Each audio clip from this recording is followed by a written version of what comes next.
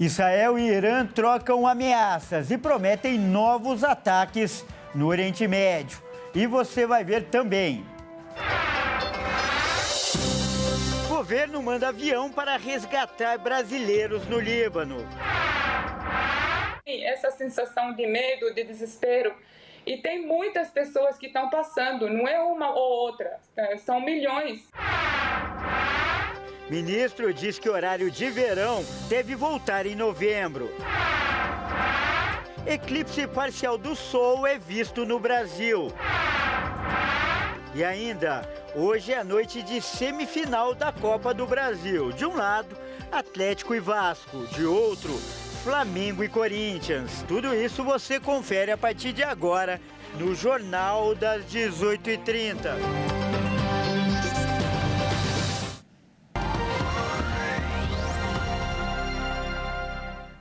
Olá, seja muito bem-vindo. Nós estamos ao vivo. São 18 horas e 33 minutos pelo horário de Brasília. Eu sou o Kleber Werneck e a partir de agora você confere comigo as notícias do Brasil e do mundo desta quarta-feira.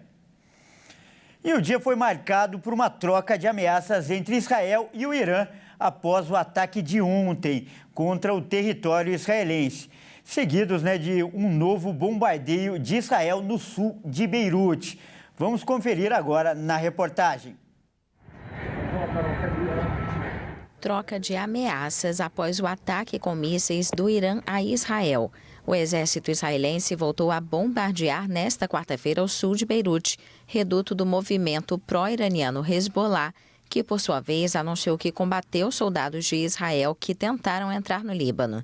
O exército do país relatou uma breve incursão israelense no sul do território, um dia após o anúncio do seu vizinho de incursões terrestres limitadas na fronteira. Israel e os Estados Unidos ameaçaram responder ao ataque lançado na terça-feira pelo Irã, que disparou cerca de 200 mísseis para vingar o assassinato dos líderes do Hezbollah e do Hamas.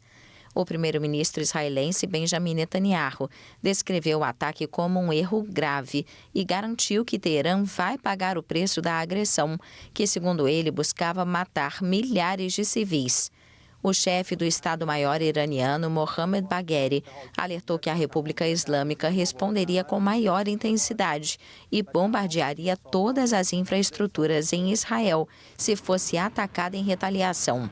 Na operação de terça-feira, batizada de Promessa Honesta 2, o Irã usou mísseis hipersônicos pela primeira vez, segundo a imprensa local.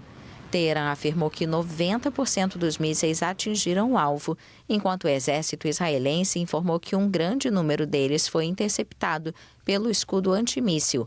Sirenes de alerta soaram em todo o país e o espaço aéreo foi fechado. E hoje um avião da Força Aérea Brasileira partiu do Rio de Janeiro com destino a Beirute, a capital do Líbano. A missão é resgatar os brasileiros que estão por lá. Quem vai trazer as informações é o repórter Anderson Nascimento. A aeronave da Força Aérea Brasileira, que vai repatriar brasileiros no Líbano, saiu da base no Galeão, capital fluminense, em destino a Beirute, capital libanesa, na madrugada desta quarta-feira. O avião fará uma escala em Lisboa, em Portugal, e lá ficará de prontidão até que receba autorização para seguir a viagem. A previsão é que neste primeiro voo, 220 brasileiros sejam retirados do território libanês, que está sendo afetado pelo conflito entre Israel e Hezbollah. Segundo fontes do Itamaraty, quase 3.000 pessoas demonstraram disposição para voltar ao Brasil. A prioridade será dada a idosos, mulheres, crianças e pessoas com necessidades médicas. A decisão oficial de realizar essa missão foi tomada pelo presidente Luiz Inácio Lula da Silva e o ministro das Relações Exteriores, Mauro Vieira. Além do aeroporto de Beirute, o governo brasileiro também estuda a possibilidade de usar bases aéreas operadas pela Rússia dentro do território da Síria. Até o momento, não há um prazo exato para a ida da aeronave a Beirute, pois a viagem ainda depende de questões diplomáticas internacionais e também de segurança em razão dos ataques aéreos. E na edição da tarde do Redação HIT, eu conversei com uma libanesa que mora aqui no Brasil e tem família no Líbano. Ela deu um depoimento emocionante sobre a situação das pessoas que estão lá neste momento. Vamos ver. ou um dos piores momentos que uma pessoa pode viver, uma nação pode viver. Você ser expulso da sua casa está destruída, ou você está dentro da sua casa, a bomba cai em cima de você e você morre em pedaços, simplesmente, e até acharem você, até tirar você para enterrar, é um trabalho muito grande. Minha irmã, sabe que minha irmã fala? Minha irmã me liga antes de dormir, falando, talvez amanhã eu não acordo, talvez amanhã o prédio caia em cima de mim. E eu não acordo, então eu amo vocês e manda beijos, sabe? Essa sensação, só essas palavras, não tem preço no mundo que paga, não tem essa sensação de medo, de desespero. E tem muitas pessoas que estão passando, não é uma ou outra, são milhões. A gente muda de assunto para falar que o ministro de Minas e Energia, Alexandre Silveira, afirmou que a volta do horário de verão pode ocorrer em novembro, se não houver uma melhora na seca. Vamos conferir.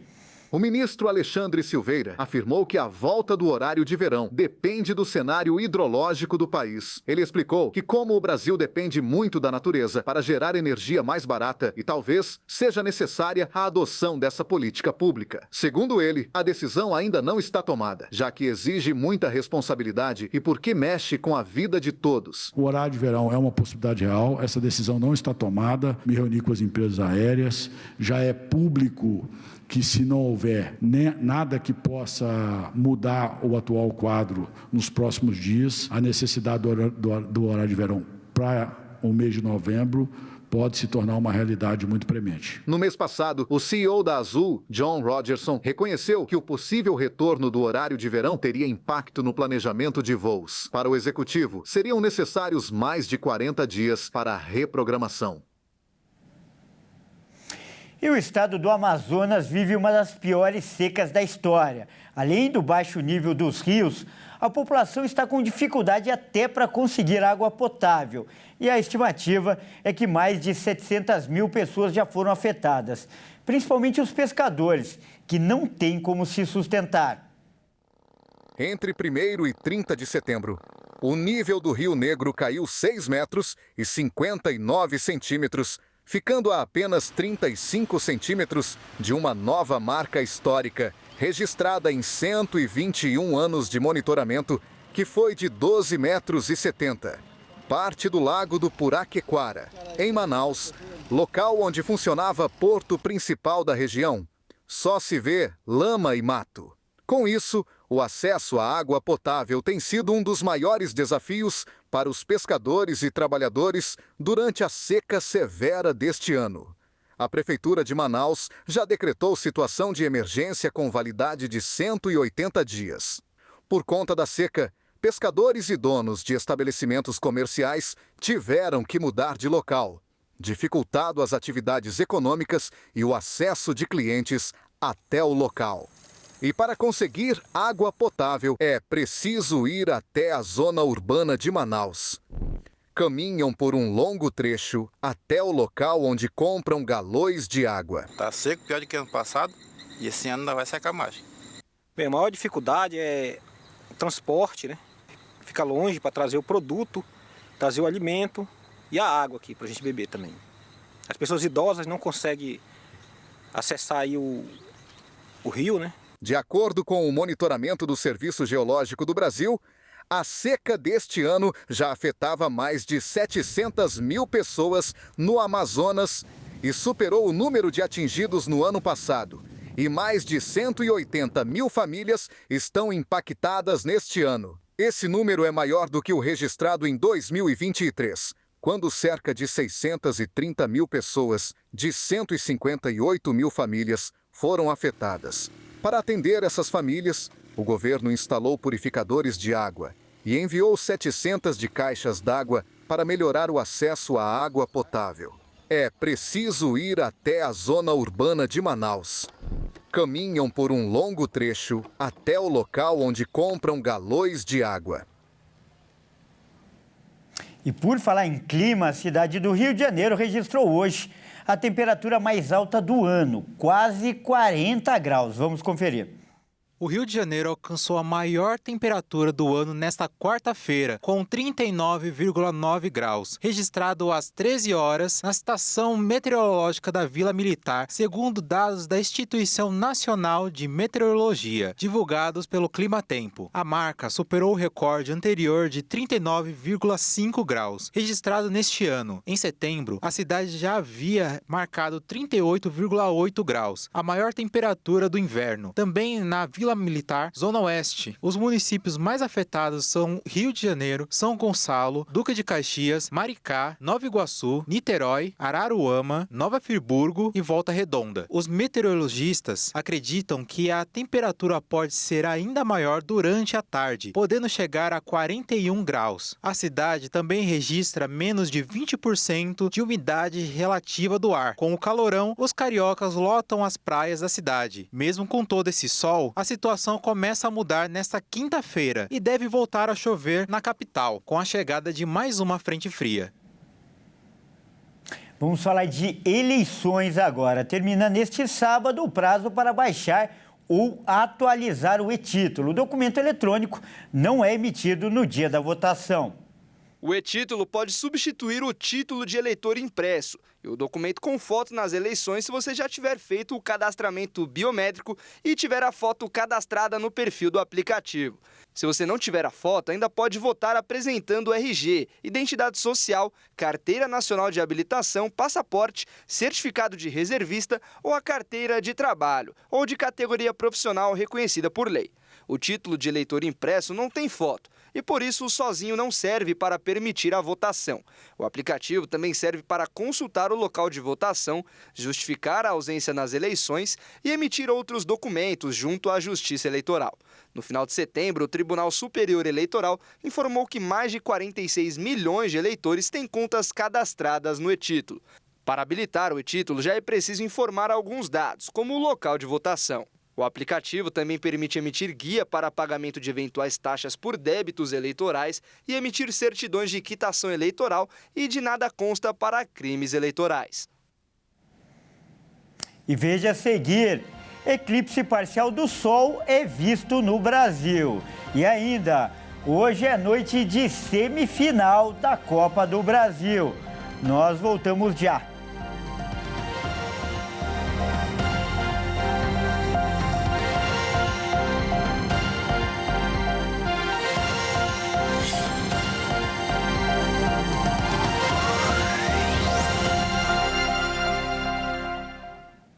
Mais uma vez, seja muito bem-vindo. Nós estamos de volta e ao vivo.